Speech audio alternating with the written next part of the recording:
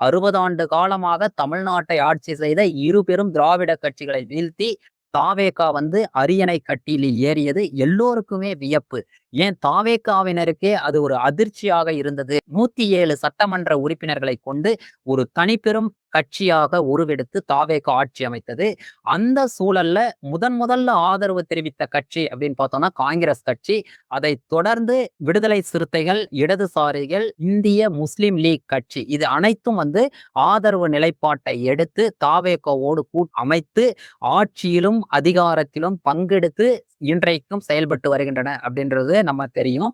இந்த 25 நாள் ஆட்சியில தாவேகா குறித்து மக்களோட பார்வை என்ன அப்படின்றத குறித்து தான் இப்ப நம்ம பார்க்க போறோம். தமிழக வெற்றி கழகத்தோட ஆட்சிய ஆந்திராவில் இருக்கக்கூடிய பவன் கல்யாண் வியந்து பார்க்கிறார். ஏன் தமிழ்நாட்டு மக்கள் நம்மெல்லாம் எவ்வளவோ கஷ்டப்பட்டு ஆட்சி அதிகாரத்திற்காக வருவதற்காக பல ஆண்டுகளாக காத்திருந்தாலும் நம்மால் வர முடியவில்லை. இன்றைக்கும் நான் துணை முதல்வராகத்தான் ஆகியிருக்கிறேன் என்று ஆதங்கப்படக்கூடிய சூழல்ல தான் தமிழ்நாட்டுல ஒரு ஆக்கப்பெரும் சக்தியாக ஒரு தூய சக்தி, தூய ஆட்சியை கொடுப்பேன் என்று உறுதிமொழி கொடுத்து தமிழக அரசியல் வரலாற்றிலேயே கட்சி ஆரம்பித்த 2 ஆண்டுகளுக்குள் ஒரு தனிப்பெரும் சக்தியாக உருவெடுத்து அரியணையில் ஏறியவர் நம்முடைய தமிழ்நாடு முதலமைச்சர் திரு எஸ். ஜோசப் விஜய் அவர்கள். அவருடைய அமைச்சரவையில பாத்தீங்கன்னா ரொம்ப எளிமையான மனிதர்கள் ஆட்சியில வந்திருக்காங்க, அமைச்சர்களாக பொறுப்பேற்றிருக்காங்க. இப்ப இந்த அமைச்சரவையிலும் அவருடைய ஆட்சி நிர்வாகத்திலும் பல்வேறு குளறுபடிகள் இருப்பதாக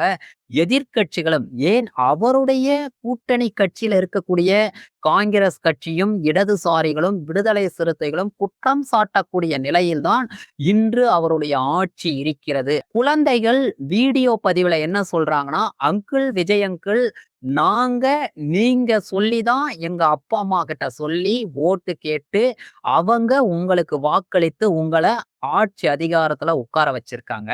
ஆனா நீங்க எதுவுமே செய்யல, வெளியில கூட வரமாட்டேன்றீங்க, மீடியாக்கள்ல பத்திரிகைகள்ல கூட எதுவுமே பேச மாட்டேன்றீங்க, அதனால எங்க அப்பா அம்மா எங்களை திட்டுறாங்கன்னு சொல்லி வீடியோ வெளியிடக்கூடிய அளவுலதான் இன்றைக்கு தாவேகா அரசோட செயல்பாடு இருக்கிறது.